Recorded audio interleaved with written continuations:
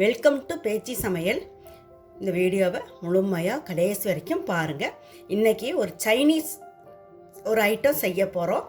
காய்கறி எல்லாம் வச்சு ஒரு ஹெல்த்தியான ஒரு சைனீஸ் ஸ்டைலில் சைனீஸ் பக்கோடா செய்ய போகிறோம்.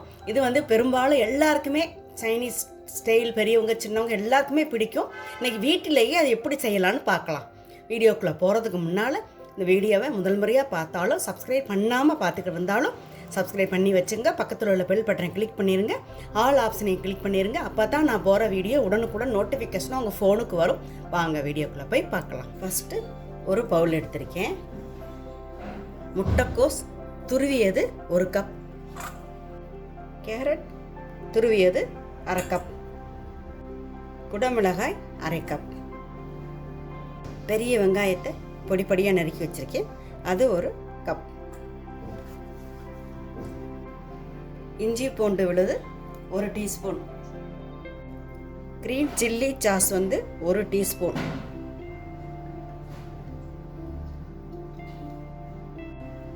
Soya sauce 1 table spoon,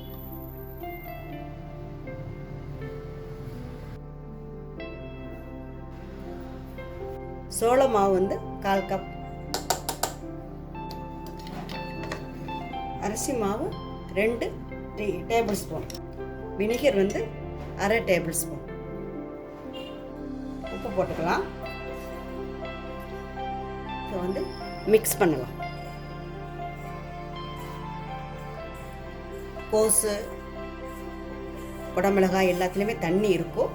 first mix பண்ணிட்டு தான் அப்புறம் தண்ணி தெளிக்கணும். கொஞ்சமாக ஃபுட் கலர் போட்டுக்கலாம், நல்லாயிருக்கும். பண்ணலாம். சைனீஸு இது பார்த்தாலே உங்களுக்கு கலர்லாம் போட்டு அந்த இந்த வெங்காயத்தாள் அதெல்லாம் போட்டாலே உங்களுக்கு சைனீஸ் டேஸ்ட் வந்துடும். எல்லாம் மிக்ஸ் பண்ணியாச்சு. கொத்தமல்லி தழை பொடியாக நறுக்கியிருக்கேன், அதை போட்டுக்கலாம். கொஞ்சம் வெங்காயத்தாள் போட்டு மிக்ஸ் பண்ணிவிட்டு எண்ணெயில் போட வேண்டியதான். அடுப்பில் ஒரு சட்டி வச்சு எண்ணெய் ஊற்றியிருக்கேன். எண்ணெய் காயட்டும். எண்ணெய் காஞ்சிருச்சு. இதில் எண்ணெயில் இந்த பக்கோடாவை போடலாம். இந்த மாதிரி போட்டு விடணும்.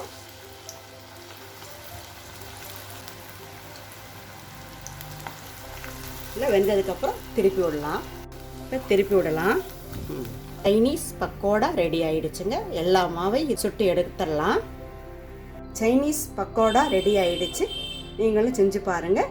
நன்றி. அடுத்த வீடியோவில் பார்ப்போம்.